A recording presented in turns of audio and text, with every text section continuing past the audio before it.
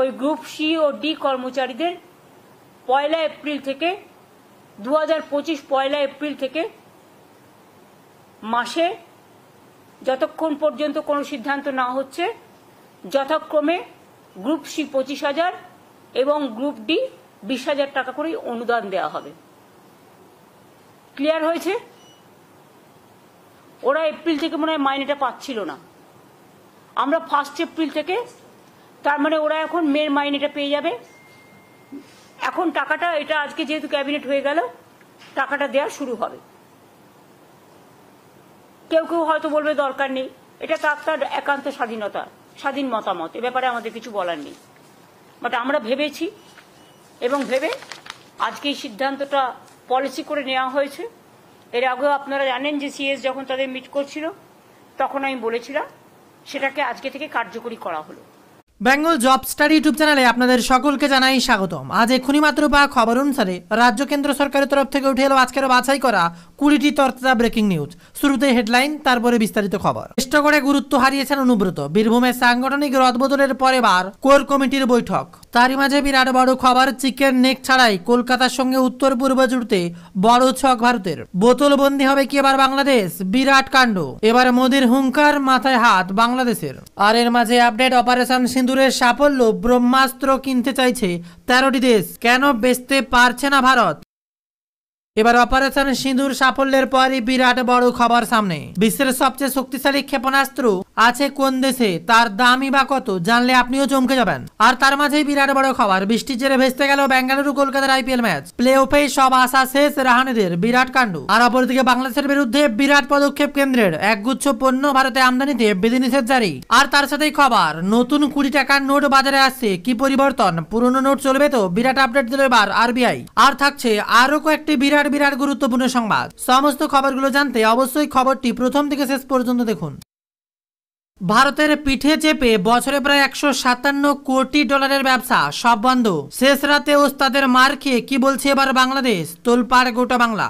বাংলাদেশের বাণিজ্য দপ্তর এখন থেকে ভারতের সব সীমান্ত বা বন্দর থেকে বাংলাদেশের তৈরি পোশাক, প্রক্রিয়াজাত খাবার, প্লাস্টিকের জিনিসপত্র, কাঠের আসবাব, রং কিছুই এবার আমদানি করা যাবে না। আর তা নিয়ে জোর চর্চা দুই দেশের। যে ভারতের হাত ধরে স্বাধীনতার মুখ দেখেছিল সেই ভারতের বিরুদ্ধে এবার বিদ্বেষের চাষ হচ্ছে গোটা দেশে। যে পাকিস্তানের বিরুদ্ধে যুদ্ধ করে পদ্মপাড়ের স্বাধীনতা এনে দিয়েছিল ভারত, সেই পাকিস্তানি এখন তাদের প্রিয় বন্ধু। কথা হচ্ছে বাংলাদেশ নিয়ে। আর এই বাংলাদেশ থেকে বেশ কিছু পণ্য সোজা পথে ভারতে ঢুকতে পারবে না। কোন কোন পণ্য এই তালিকায় রয়েছে শনিবার সেই তালিকা দিয়ে কেন্দ্রীয় বাণিজ্য শিল্প মন্ত্রকের অধীনে থাকা বৈদেশিক বাণিজ্য দপ্তরের হাতেই হইচই পড়ে গেছে দুই দেশের। শোরগোল শুরু হয়ে গেছে ইউনিস প্রশাসনের অন্দরেও। বৈদেশিক বাণিজ্য দপ্তর এখন থেকে ভারতের সব সীমান্ত বা বন্দর থেকে বাংলাদেশের তৈরি পোশাক, প্রক্রিয়াজাত খাবার, প্লাস্টিকের জিনিসপত্র, কাঠের আসবাব, রং কিছুই আর আমদানি করা যাবে না। তবে ভারতের হয়ে নেপাল, ভুটান যেতে কোনো সমস্যা নেই। ভারতের এই সিদ্ধান্তে মাথায় হাত যে দেশের ব্যবসায়ীদের, উদ্বেগের ছবি ধরা পড়ছে স্পষ্ট।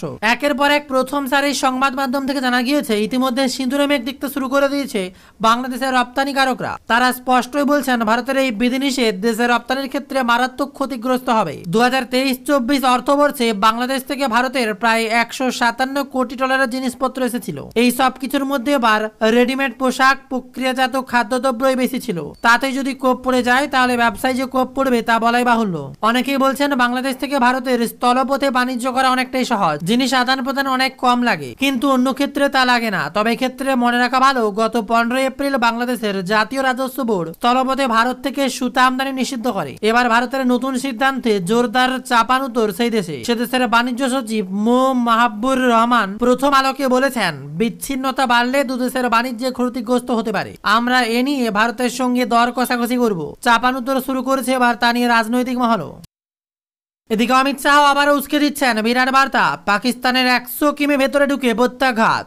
রক্ত গরম হবে অমিত শাহের এই বক্তব্যে। অমিত শাহ বলেন, জঙ্গিরা ভেবেছিল ওদের হুমকি আমাদের ভয় পাওয়াবে, কিন্তু আমাদের 3 বাহিনী যোগ্য জবাব দিয়েছে। এমন জবাব দিয়েছে যে ওদের কল্পনার বাইরে ছিল। স্পষ্ট করে অমিত শাহ জানিয়েছেন, পাকিস্তানের 100 কিলোমিটার ভেতরে ঢুকে জঙ্গি ঘাঁটি ধ্বংস করে দিয়ে এসেছে। অপারেশনের সিঁদুরের পর পাকিস্তান যেভাবে ড্রোন, মিসাইল দিয়ে হামলা চেষ্টা করেছিল এবং ভারতীয় বায়ুসেনা প্রতিটি হামলা প্রতিহত করেছে, সে বিষয়ে উল্লেখ করেছেন তিনি। শাহ বলেন, প্রধানমন্ত্রী মোদীর নেতৃত্বে আমাদের প্রতিরক্ষা প্রতিরক্ষা সিস্টেম এতটাই নিখুঁত হয়ে উঠেছে যে একটাও ড্রোন বা মিসাইল ভারতের মাটিতে পৌঁছতেই পারেনি, বরং আমরা এই দেশের আকাশপথে হামলা করার ক্ষমতায় ধ্বংস করে দিয়েছি। আমাদের সেনার সাহসিকতাকে স্যালুট জানায় প্রধানমন্ত্রী নরেন্দ্র মোদীর প্রশংসা করে স্বরাষ্ট্রমন্ত্রী বলেন, যবে থেকে প্রধানমন্ত্রী শপথ নিয়েছিলেন তবে থেকেই প্রতিটা হামলার প্রতি তিনি এক নিখুঁতভাবে জবাব দিয়েছেন যে গোটা বিশ্ব অবাক হয়ে গিয়েছে। একই সঙ্গে জঙ্গিদের কড়া বার্তা দিয়ে বলেন, যদি ভারতীয় নাগরিকদের উপর কোনো সন্ত্রাসবাদী হামলা হয় তাহলে প্রত্যাঘাতের শক্তি দ্বিগুণ হবে। বিরাট বার্তা এবার অমিত শাহের। আর এর মাঝে আরো এক খবর, এবার ইউনিসের দর্প ভেঙে চুরমার, চুরচুর করে ভেঙে পড়ছে তাদের অহংকার। বাংলাদেশকে এড়িয়েই এবার সেভেন সিস্টার নিয়ে বড় সিদ্ধান্ত মোদী সরকারের। সমুদ্রপথে যোগাযোগের ব্যবস্থা করা হয়েছে। কলকাতা থেকে মায়ানমারের রাখাইনের সিট্টে বন্দর পর্যন্ত বিকল্প রুট হবে। ইতিমধ্যেই মায়ানমারের সঙ্গে এই বিকল্প রুট নিয়ে কথা হয়েছে। চিকেন স্নেকের দিকে কুঞ্জর পড়েছে বাংলাদেশের, বিশেষ করে ইউনিট জামানায় শিলিগুড়ির এই করিডোর নিয়ে উদ্বেগ বেড়েছে। এই পথের এবার বিকল্প রাস্তা ছিল বাংলাদেশ, সে কারণে বড়াই করে বাংলাদেশ অন্তর্বর্তী সরকারের প্রধান ইউনিস বলেছিলেন, সেভেন সিস্টার ল্যান্ড লকড, তারা সমুদ্রের অভিভাবক। এবার বাংলাদেশকে এড়িয়ে বিকল্প পথ তৈরি করছে ভারত, আর সেই কেন্দ্রস্থলই হবে কলকাতা। এটা আমরা আজকে আমাদের ক্যাবিনেটে অনেকগুলো গুরুত্বপূর্ণ সিদ্ধান্ত হয়েছে, যে সিদ্ধান্তগুলো আমি মনে করি বাংলার মানুষের স্বার্থে এবং জেলাগুলোর স্বার্থে সবার জানা উচিত। সেই জন্যই এটা আমি সবসময় ক্যাবিনেট মিটিংয়ের পরে আসি না, দু একটা ছোটোখাটো সিদ্ধান্ত বা বড় সিদ্ধান্ত হলে অন্য কাউকে দিয়ে বলাই, কিন্তু আজকে এসে দেখার হচ্ছে কারণ আছে। আজকে আমাদের ক্যাবিনেট মিটিংয়ে আপনারা জানেন আমরা দ্রুত শিল্পায়ন আমাদের একটা লক্ষ্য আছে, এবং মোর অ্যান্ড মোর কর্মসৃষ্টি, যেটা আগেও আপনারা দেখেছেন বিজিবিএস হওয়ার পরেও অনেকগুলো ইন্ডাস্ট্রি আমরা ছেড়ে দিয়েছি, তারা প্রসেসে তৈরি করছে। এছাড়াও সজ্জন জিন্দাল থেকে শুরু করে সোলার পাওয়ার থেকে শুরু করে এগুলো আমি নিজে গিয়ে উদ্বোধন করে এসেছি। আজকে আমরা পুরুলিয়ার যে রঘুনাথপুর, যেখানে আমরা জঙ্গল সুন্দরী কর্মনগরী করেছি, এখানে রঘুনাথপুরের জঙ্গল সুন্দরী কর্মনগরী, দুর্গাপুরের মানগাপুর, বর্ধমানের পানাগড় সহ বিভিন্ন ইন্ডাস্ট্রিয়াল পার্ক যেগুলো আমাদের WIDC তৈরি করেছেন, সেখানে 10টা ইন্ডাস্ট্রিয়াল প্লট বিভিন্ন কোম্পানিকে বরাদ্দ করার সিদ্ধান্ত নেওয়া হয়েছে। এই 10টি প্লটে মোট জমির সংখ্যা হচ্ছে 2515 একর। কোম্পানিগুলো যথেষ্ট বড় বড়। এখানে 25,000 কোটিরও বেশি বিনিয়োগ আসবে এবং প্রায় 70,000-এর ওপর মানুষ ডাইরেক্ট এবং ইনডাইরেক্ট তারও বেশি কর্মসংস্থান তৈরি করবেন। এছাড়াও এবং এগুলোর ম্যাক্সিমাম হচ্ছে স্টিল ইন্ডাস্ট্রি। স্টিল ইন্ডাস্ট্রির মধ্যে বড় বড় ইন্ডাস্ট্রি পড়ে। আরও একটা বড় কাজ আমরা করেছি, সেটা হচ্ছে আমরা West Bengal small scale industry থেকে আমরা MSME ভারতবর্ষের নাম্বার 1, এবং আমরা এখানে আজকে 15টা ইন্ডাস্ট্রিয়াল এস্টেটে মোট 43টা মাইক্রো এবং স্মল স্কেল ইন্ডাস্ট্রি করবার জন্য আজকে অ্যালট করলাম। এগুলো সবই জেলায় হবে, কয়েকশো কোটি টাকা বিনিয়োগ হবে এবং জেলায় জেলায় কর্মসংস্থান হবে। আপনারা জানেন MSME-তে আমি আগেই বলেছি আমরা দেশের প্রধান। এখানে প্রায় 90 লক্ষ ইউনিটে আমাদের 1,40,00,000 মানুষ কাজ করেন। 660টার বেশি ক্লাস্টার আগেই ছিল। আরও অনেকে জমি চাইছেন। বেঙ্গলে ইন্ডাস্ট্রিয়াল গ্রোথ ভীষণ চাহিদা আছে। আমরা যতটা পারছি প্রসেসগুলো করে, জমিগুলো দেখে, ক্রস চেক করে, সময় নিয়ে সব জায়গা থেকে ক্লিয়ারেন্স করে তারপরে করছি। এছাড়াও আপনারা জানেন যে আমি বলেছিলাম যে আমরা 23টা জেলায় সেলফ হেল্প গ্রুপের নিজের কাজ বিক্রি করবার জন্য আমরা 23টা জেলায় 23টা শপিং মল করব। শপিং মল বা big market this type of. Government 1 acre জমি বিনা পয়সায়, প্রাইভেট পার্টি তারা বিল্ডিং করবে এবং সেখানে 2টো ফ্লোর আমি জমি দিচ্ছি বলে আমাদের সেলফ হেল্প গ্রুপকে বিনা পয়সায় দিতে হবে। 2টো ফ্লোর আমরা পুরো সেলফ হেল্প গ্রুপ লোকাল জেলায় যে জিনিসপত্রগুলো হাতে তৈরি করেন তারা অনেক সময় মার্কেট পান না, এটা পার্মানেন্ট একটা মার্কেট পেয়ে যাবে। 23টা জায়গার মধ্যে 23টা জেলার মধ্যে আমরা আজকের নিয়ে আমাদের 23টার মধ্যে 11টা জায়গা আমরা ক্লিয়ার করে দিয়েছি। এরপরে প্রসেস হচ্ছে যা যা সিস্টেমে হবে সেগুলো হবে। আরও 12টা প্রসেসে আছে। এটা হয়ে গেলেও সব জেলাগুলো কভার হয়ে যাবে। আজকে যে জেলাগুলো ক্লিয়ার করা হয়েছে, পুরুলিয়া জেলা, দার্জিলিং জেলা, বাঁকুড়া জেলা, কুচবিহার জেলা, হাওড়া জেলা, জলপাইগুড়ি জেলা, ঝাড়গ্রাম জেলা, মুর্শিদাবাদ জেলা, পশ্চিম মেদিনীপুর জেলা, উত্তর দিনাজপুর জেলা, বাদবাকি জেলাগুলোতেও প্রত্যেকটা হবে। আশা করি আগামী নেক্সট ক্যাবিনেট মিটিংয়ে অন্যান্যগুলো আমরা নিয়ে আসতে পারবো। এছাড়াও দীঘায় যেহেতু একটা জগন্নাথ ধাম হয়েছে বড়, ওখানেও অনেকে কেনাকাটা করতে চায়, বা ইন্টারন্যাশনাল ন্যাশনাল মার্কেট আছে, স্টেটের মার্কেটও আছে, লোকাল মার্কেটও আছে। ওখানেও একটা ভালো জমি আমরা খুঁজছি, পেয়ে গেলে ওখানেও একটা বড় বাজার আমরা তৈরি করে দেবো। এছাড়াও আচ্ছা, মাইক্রো তো বলে দিচ্ছি। তাছাড়াও আরেকটা আছে, যেটা হচ্ছে আমরা বলেছিলাম যে বিশেষ করে গ্রুপ সি গ্রুপ ডি যারা মাইনে পরি পাচ্ছে না, তাদের সংসার চালাতে খুবই অসুবিধা হচ্ছে, এবং কোর্টে যেহেতু কেসটা পেন্ডিং আছে, সাবজুডিস আছে, আমরা রিভিউ করেছি, অ্যাপ্লিকেশন করেছি রিভিউয়ে। যখন কেস হবে তখন মাননীয় আদালত যা আমাদের আদেশ দেবেন সেভাবেই আমরা করব, কিন্তু ততদিন এই সংসারগুলো কী করে চলবে।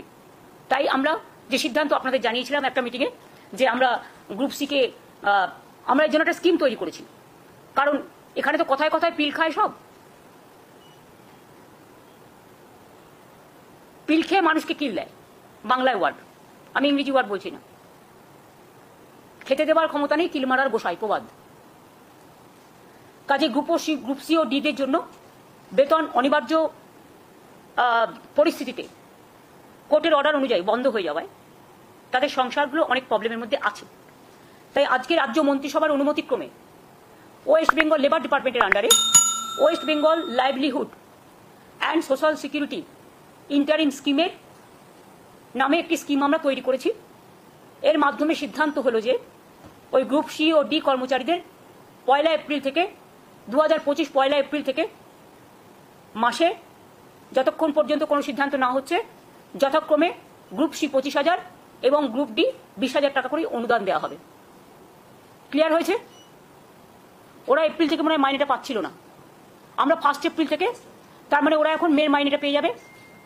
এখন টাকাটা, এটা আজকে যেহেতু ক্যাবিনেট হয়ে গেল, টাকাটা দেওয়া শুরু হবে। কেউ কেউ হয়তো বলবে দরকার নেই, এটা তার একান্ত স্বাধীনতা, স্বাধীন মতামত, এ ব্যাপারে আমাদের কিছু বলার নেই। বাট আমরা ভেবেছি, এবং ভেবে আজকে এই সিদ্ধান্তটা পলিসি করে নেওয়া হয়েছে। এর আগেও আপনারা জানেন যে সিএস যখন তাদের মিট করছিল তখন আমি বলেছিলাম, সেটাকে আজকে থেকে কার্যকরী করা হলো।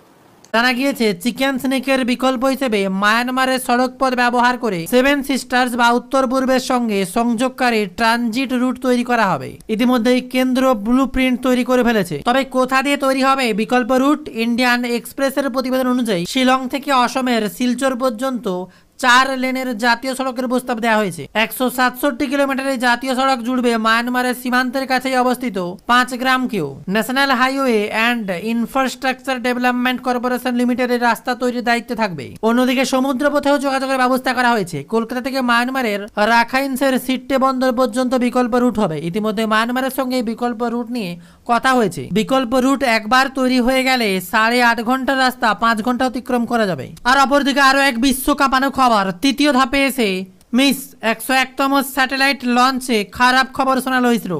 1710 কেজি এই স্যাটেলাইট উচ্চ রেজুলেশন ছবি ও তথ্য লাগাতার পাঠাতে পারত মহাকাশ থেকে। 5 বছরের জীবনকাল ছিল এই স্যাটেলাইটের। মহাকাশে আবার নিজের দাপট দেখাতো ভারত, আর একটুকুর জন্য তা মিস হলো। রবিবারই ভোরে ইসরো উৎক্ষেপণ করে নয়া স্যাটেলাইট ইসরো 09 কিন্তু তৃতীয় ধাপে এসে গোলযোগ হয়। অল্পের জন্য লক্ষ্য মিস, নির্দিষ্ট কক্ষপথে পৌঁছতে পারেনি ওই উপগ্রহ। একটা ইসরোর 101তম স্যাটেলাইট উৎক্ষেপণ অভিযান ছিল। সফল হলে দেশের প্রতিরক্ষা থেকে জলবায়ু পরিবর্তন একাধিক কাজে সাহায্য করত এই স্যাটেলাইট। এদিন ভোর 5টা 59 নাগাদ অন্ধ্রপ্রদেশের সিওরিকটার সতীশ ধাওয়ান স্পেস সেন্টার থেকে ইসরোর আর্থ অবজারভেশন স্যাটেলাইট EUS-09 উৎক্ষেপণ করা হয়। Polar satellite launch vehicle VSLV C61 এর সাহায্যে স্যাটেলাইট মহাকাশে পাঠানো হয়। ইসরোর প্রধান ভি নারায়ণ বলেন, আজ আমরা PSLV C16 লঞ্চ চেষ্টা করছিলাম। সেটি স্টেজ 4 ভেহিকল ছিল। প্রথম 2টি ধাপ ভালোভাবে উত্তীর্ণ হলেও তৃতীয় ধাপ সম্পন্ন হয়নি। এই মিশন সম্পূর্ণ করা গেল না, তৃতীয় ধাপেই সমস্যা হয়। আসছে আরো এক বিরাট বড় গুরুত্বপূর্ণ খবরে, তাজ হোটেলকে বোমা মেরে উড়িয়ে দেওয়ার হুমকি, বাড়ল নিরাপত্তা।